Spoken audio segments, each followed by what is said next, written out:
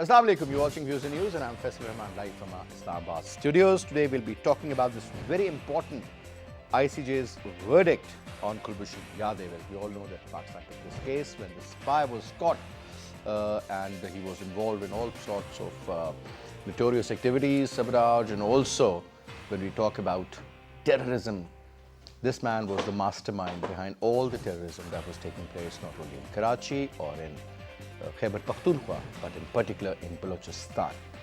This man, who was a serving lieutenant commander, that is equivalent to the rank of the commander, equivalent to the rank of a lieutenant colonel in the army, was a serving agent of the Indian intelligence agency, RAW, and he was sent here, he was financed, he was allowed to make a whole network just to make sure that stability in Pakistan should be compromised, and at all the costs, innocent people should be killed in Pakistan. This was what his objective was. Eventually, the gallant armed forces and the intelligence agencies got hold of him, and he primarily accepted all what he was doing in Pakistan, whatever the assignment was and how this man was operating and what sort of a network was there at that time. So the case was taken in the ICJ, and later on today the first verdict was announced, and that was regarding the council access to the person. Now, interestingly, since he was a spy and there's a lot of debate going on that he should not be given the consular access initially till 2017. Let me also remind you, India was not even ready to accept that this man was an Indian national. Though, forget about that he was a serving naval officer of a middle level rank. But having said that, now this person was not accepted as an Indian national till 2007. Later on, they disclosed that his name, actually he was having a name of Mr. Patel, and this was the name of the person who was in fact Mr. Jadhav, Kulbhushan Jadhav. Nobody can forget that name.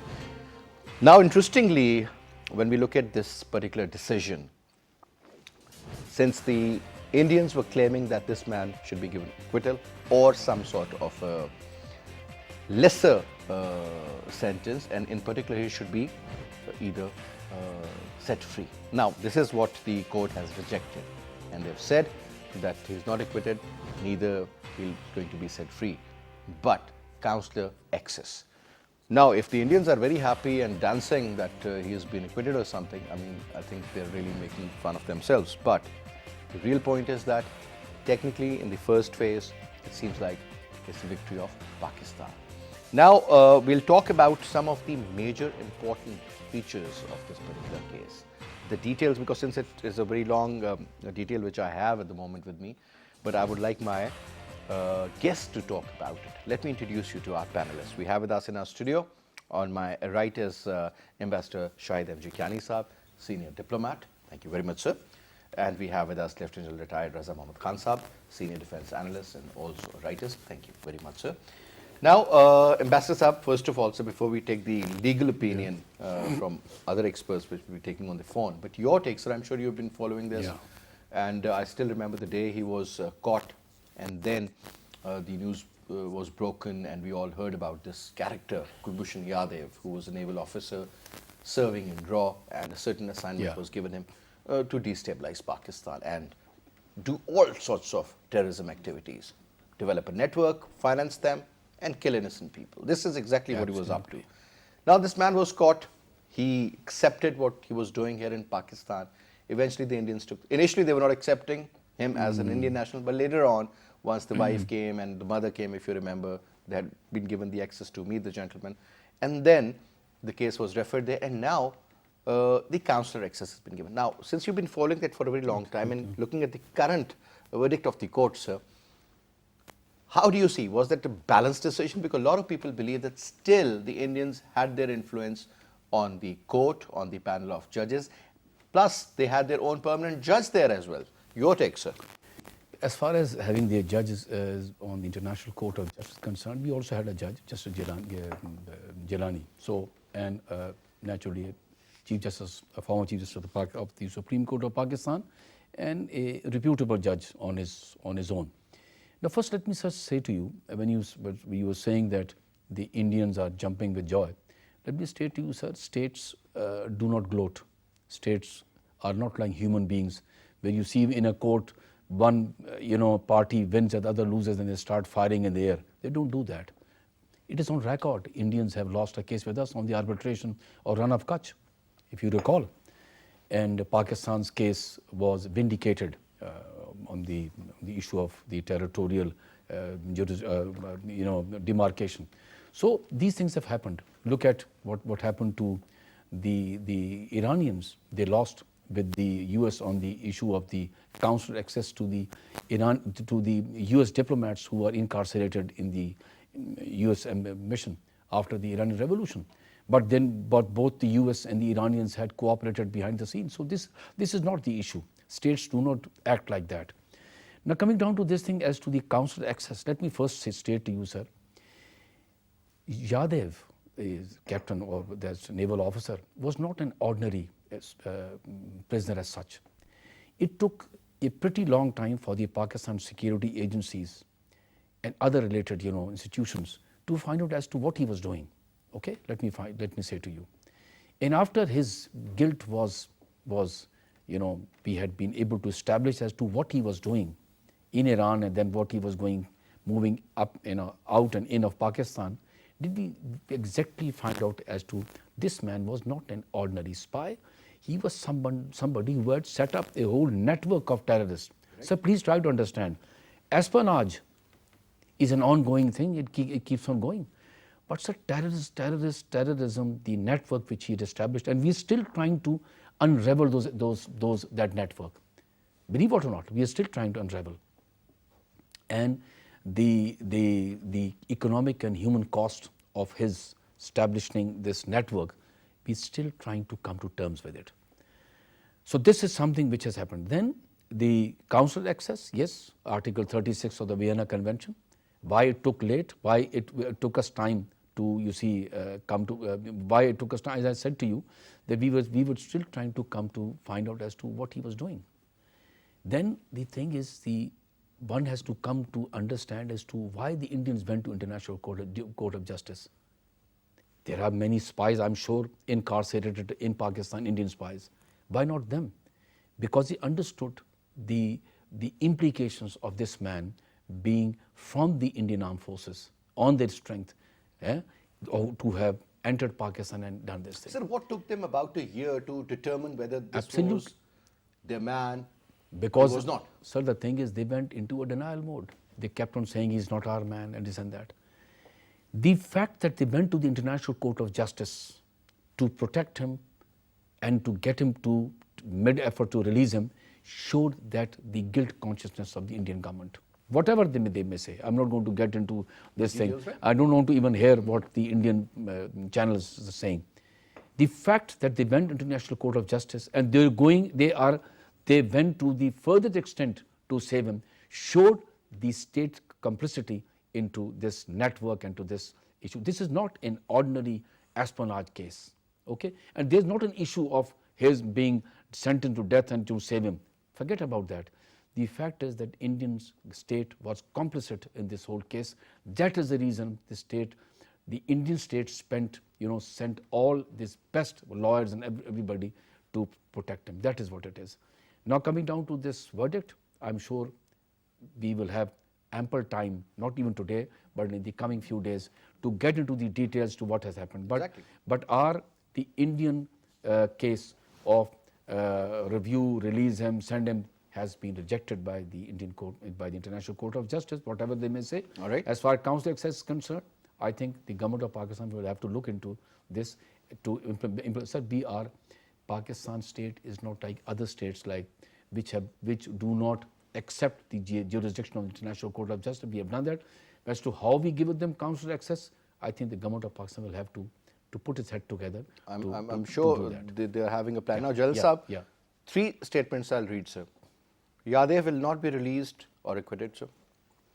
ICJ has rejected Indian pleas, and then Jadhav to stay in Pakistan's custody. Now, 3 statements. All 3 are correct, right, sir? In the light of these 3 statements, should I consider Pakistan's win in ICJ, sir? Okay, Bismillah Rahman Rahim. I think the brief answer to this question is a yes, because whatever the Indians had ultimately desired, that Yadev should be acquitted of all the charges against him and returned to India, I think they have been clearly rejected. Some partial reprieve has been given to them, and let's talk about that, and I'd like to discuss each one of them. The first thing is regarding the nature of crimes of Yadev. I think my colleague has already talked about that.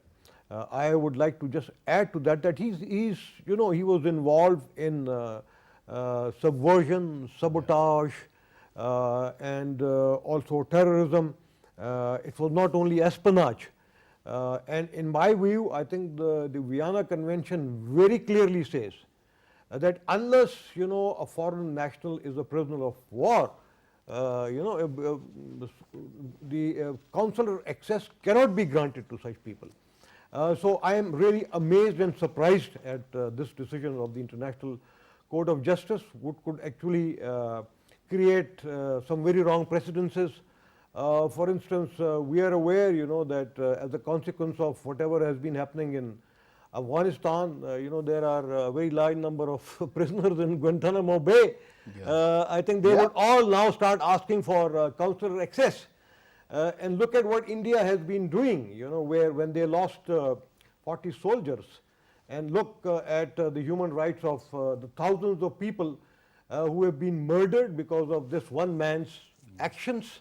And I am really again amazed at the International Court of Justice talking, of the human rights of one man, but not mentioning, about the human rights of the thousands of people that this man confessed. So that means that the international courts are biased. I- A I- country which is I- powerful means that that country is more influential. Correct, sir? Absolutely. I have no doubt about that, that this decision, I think, was biased and was not based on justice. But let me very clearly also tell you about the jurisdiction of the International Court of Justice. It itself says that, it has no power to implement any decisions given by it. It very clearly says so. So Even if they would have said, okay, release him for that matter. no. That he is innocent. They cannot that. They cannot say that.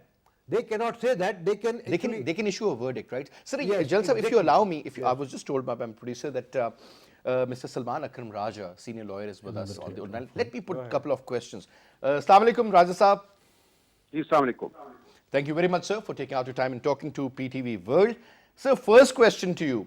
Now, it says that the consular access does not apply to a spy and somebody who is involved in dreadful terrorist activities. Correct, sir? Then it says the Indian lawyer failed to prove that he was not a spy. Now, my question to you, sir, if this is the case, that anybody, because the main area which was under focus, under the microscope, was that this man is a serving Indian naval officer who is working for RAW, and a certain assignment was given to him, and the primary agenda of that assignment was to carry out all sorts of terrorist activities and kill innocent Pakistani civilians. Now, sir, if that is the case, and the Indian judge is unable to prove that he was not a spy, don't you think, sir, in this case, the consular access doesn't mean anything? No, actually, today, by a majority of 15-1, the highest court in the world has interpreted the Vienna Convention of 1963. They've gone to great lengths in not only looking at its text, prior or past judgments, but they've also looked at the proceedings that led to the drafting and adoption of the Vienna Convention in 1963. And they have actually come to the conclusion that there is no exception to the provisions of the Vienna Convention of 1963 as regards consular access. As soon as somebody is arrested by a state that is a party to the convention, it is required without undue delay to inform the consulate of the other state that one of its nationals is in their custody, so that proceedings can then be initiated by way of engagement of counsel and so on by the staff of the consulate of the other state.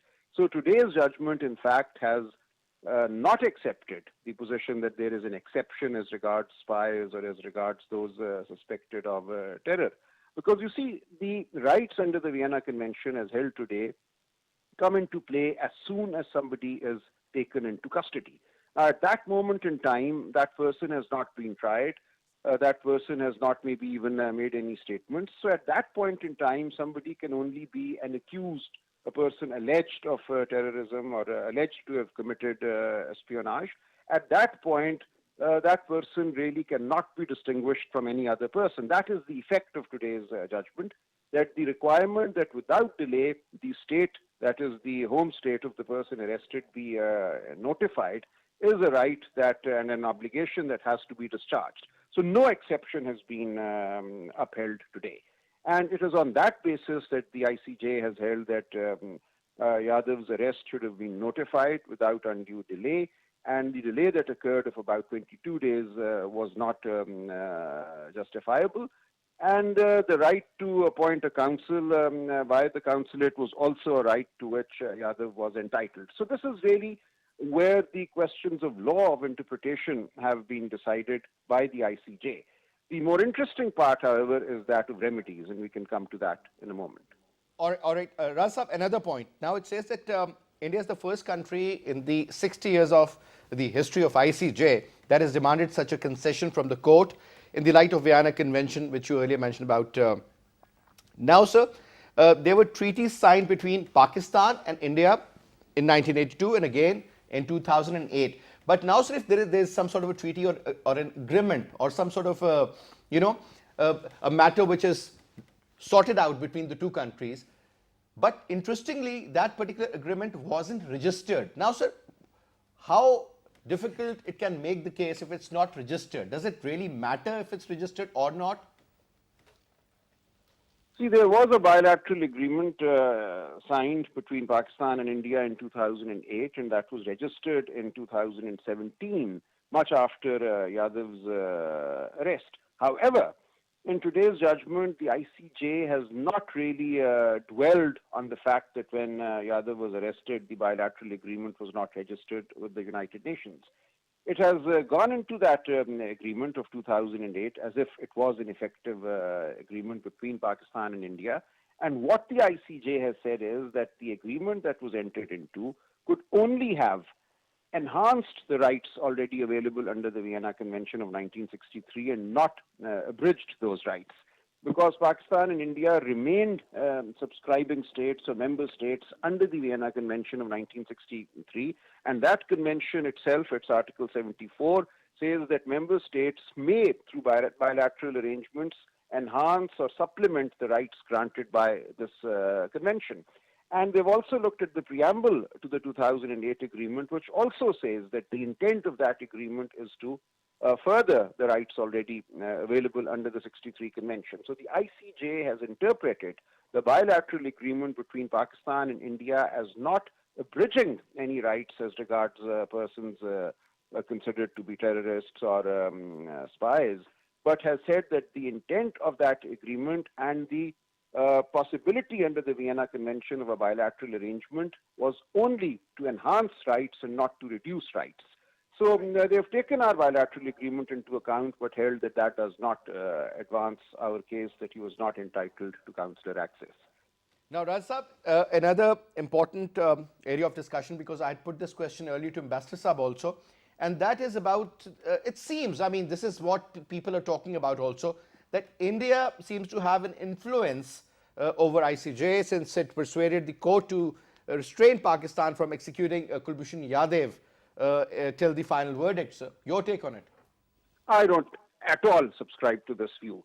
I mean, this conspiracy theory view of, painting ourselves as victims of international forces is really pointless. They have gone to great lengths, and some of the people on the bench are the world's most renowned scholars of international law, professors, people who have glittering careers. And to say that they've all 15 of them have suddenly become part of some conspiracy against Pakistan really does not stand to reason. And if you look at the quality of the reasoning that they've presented today, it is impeccable. They've gone into the origins of the Vienna Convention, they've looked at international customary law, and they've come up with the conclusion that the right to consular access and the right to have the consulate of your own state notified of your arrest is a right that is recognized by the Vienna Convention and customary law. And in any case, customary law stands ousted by the Vienna Convention. And they've interpreted this convention for everybody now. It is not just for Pakistan that they've interpreted it. They've relied on past precedent. And to my mind, it is the work of jurists and not the work of conspirators. We should accept it as that. They've left a great deal of leeway for the state of Pakistan to apply its own laws going forward. And that we should take as a positive, as a win out of today's verdict, rather than bemoaning it being biased or somehow sponsored. That, I think, is an entirely unhealthy attitude towards international fora and our engagement with the larger world community. All right. One last comment, Raja Saab, and that is about this confusion that still exists, that this man is he Kulbhushan Jadhav, the commander of the Indian Navy, the naval forces, and primarily he was the agent of RAW? Or is this man a businessman, Hussain Mubarak Patel? And if he is Hussain Mubarak Patel, I mean, why would they accept him as Kulbhushan Jadhav? And if he was Kulbhushan Jadhav, why was he holding that identity of Hussain Mubarak Patel, sir? Don't you think this is the most important part, sir? Before the ICJ, the only issue before the ICJ was whether this man is an Indian national or not. And Pakistan accepted him as an Indian national despite the fact that he held a fake identity and despite the fact that he was issued a passport by the Indian state that bore a fake name. But we accepted him ourselves as an Indian national, described him as an Indian national, and the ICJ has held that once we accept him as an Indian national, then whether he's a terrorist or not is a subsequent matter for our trial courts to take into account and to punish him. For the ICJ, the only thing relevant was whether he's a national of another state or not. If he is a national of India, then India had a right to bring the petition before the ICJ and claim violation of the 63 Convention. That is all that the ICJ was looking at today. Whether this man holds the wrong identity, sir, even then. Yes, it doesn't make a difference because we accepted him as an Indian national. So his identity and all of that will be a question for our courts to determine in punishing him. That's an entirely different matter. Before the ICJ, this was not an issue. The issue was whether the national of one state arrested by another state was provided Vienna Convention rights or not. And the court has held that since we accept him to be a national of India, therefore India as a state had the right to demand Vienna Convention rights on his behalf. This was the only issue before the court today. So thank you very much, Salman Akram Raza Saab, for your comments. Can Now, I- Jalsa, sure, Jalsa, please. I think some of the legal aspects they have very eloquently been explained by Salman Raja Saab, but I actually would disagree with him on a number of points. For example, sir. The first point is the issue of the implementation of the decision that I was talking about by the International Court of Justice. It very clearly says that it does not have a prosecution sort of arrangement, right? It cannot prosecute any state, any nation, or any person. It doesn't even have a prosecutor. That is the role of the International Criminal Court, or this is what the ICJ itself says, or the role of special tribunal, which can be appointed only by the UN, because the ICJ itself It's a body. is an extension of the United Nations. Okay, so that should be very clear. And this gives us, again, as it was explained, it is for the government of Pakistan whether to accept or not to accept the judgment of the International Court of Justice partially or entirely or not at all. It is entirely our prerogative, okay, All right. based on the national interests and our considerations of Pakistan. The second thing is the role of the Indian state. I'm amazed. I mean, it the entire sort of 1 hour of judgment is absolutely quite about the role of the Indian state in this entire drama. And I think for the first time, probably in the history of the ICJ proceedings or anywhere else, a state has been involved in terrorism, not against only one country, but against, 100 countries comprising the Belt and Road Initiative. Mr. Yadav himself confessed of having been He specifically... was here to sabotage CPEC, basically. Yes, he has actually said that. And the Indian Prime Minister himself is on record having said that he has been supporting all the dissidents in Balochistan. Towing the same line? All of them. And they have been there taking pride in giving them citizenship of India. And it was only very recently that the United States declared the BLA as a terrorist organization. Yes. So those are the angles, I think, which our legal teams should have taken to the International Court of Justice. I don't know whether they were taken there or not.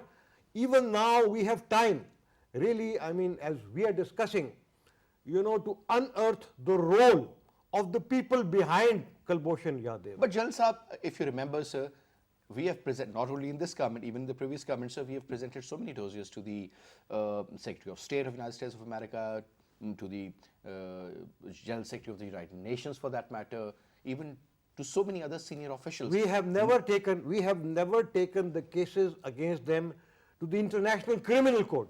My point is that yes, the International Court of Justice, the case has been taken by India there, and I have no doubts that when you take the overall sort of a decision, it is our victory. Jalal Saab, what I've understood that it's not but a victory, as earlier mentioned, that whoever, but if there's a man who is involved in certain activities, sir, he's caught and picked up by the intelligence agencies, and he accepts, and he does accept. You can look at his body language. He knows what he's talking about. Now, since the Indians went to the court, we picked him up. So what I have understood that it was our responsibility, or the responsibility of our own legal team, to prove that he is an Indian spy, a working commander in the Navy who is associated with RAW and carrying out all this in Pakistan. Now, on the other hand, since they accepted him as an Indian citizen, so they have asked for the consular access. So, if you look at it, sir, from a neutral perspective, how would you I already answered this question. This was the first question. You just said, this is our victory, in fact. Yeah, this is our victory, because the crime and the sentence, that was actually passed. They can't overrule that. They cannot. That has been left to our courts, and our review courts and this was our view, because this is totally against the jurisdiction of the International Court of Justice. So my point was that the people behind Yadav, they are the ones who should be highlighted, and they should now be taken to the International Criminal Court, because this is an international crime not only against Pakistan but against Iran, against China, and against all the members of the Belt and Road Initiative. That is the area of focus now for the government of Pakistan and the Pakistani media, and I think we need to work on this line. Finally, let me just add, to the issue of, the jurisdiction of the International Court of Justice. In 2008, I think in May or October, the ICJ passed, a judgment asking the United States to consider not putting sanctions on Iran when it relates to the civil aviation of Iran, or humanitarian aid. Like medicine and food and otherwise. It was thrown away into the dustbin by the United States, because the United States knows that the International Court of Justice cannot actually ask sovereign states to implement its decision. It is the International Criminal Court which can do it. It is the special tribunals of the UN, or it is only through Chapter 7 of the United Nations Charter that nations could actually be compelled, or compellence could be actually made sure through such decision. So I think we don't have to worry at all. Whatever has been said, even by the Council of Access, we must make decisions which are in our national interest, and I am sure the Foreign Office and the government of Pakistan will make the right decisions on that. Sir, if you allow me, Ambassador Saab, we have been joined in by Hamid Khan Saab, senior analyst from Brussels, and let's see what he has to share, and then I'll come to you, sir. Assalamu alaikum, Hamid Khan Saab. Wa alaikum salam. You okay? Hamid Saab, thank you very much for talking to PTV World. Sir, now, I'm sure you must be hearing what we were talking about in our studio. And obviously, sir, your take on today's verdict. How do you see? Yeah, actually, what it is, today's decision is a very clear decision, and one thing is very clear that it is in favor of Pakistan in many aspects. Right. First of all, the Indian the plea was to release the Kulbhushan Jadhav, which was absolutely unjustified in any way. And secondly, it is the International Court of Justice has clearly denied that. And secondly, there is the we need to understand one thing as far as we are discussing that the Court of Justice has stopped the capital punishment or death punishment of Kulbhushan Jadhav. It's not All in right. the case of Kulbhushan Jadhav or anybody. We all need to understand in Europe, capital punishment has been like banned or it's been almost eliminated for many years, and it was just like a regular decision or regular line for that. As far as the decision is concerned, they have just said to Pakistani court and Pakistani government to review the death sentence, right? And again, as the gentleman was saying, it does not force Pakistan government. It does not force us to implement anything. We have many options to do that. Secondly, as far as Article 36 is concerned, where they are talking about consular access to the Kulbhushan Jadhav, again, Pakistan has full right to go in appeal for that, and Pakistan can have a very strong argument regarding his spy activities, regarding his activities, where he has made, killings of many Pakistanis in his terrorist. All right, sir. Now, mess up one important area. Now, this person, Kulbhushan Yadav, now let's suppose, sir, if this man or this case, particular case, Yeah. is taken to the International Court of Justice, right? It was there, obviously, sir. Yeah. But if it's taken to the criminal court for that matter, I'll ask you this question, Yeah. sir, but I was just told that Shah Mahmood Qureshi is holding a press conference. Let's see what he has to say.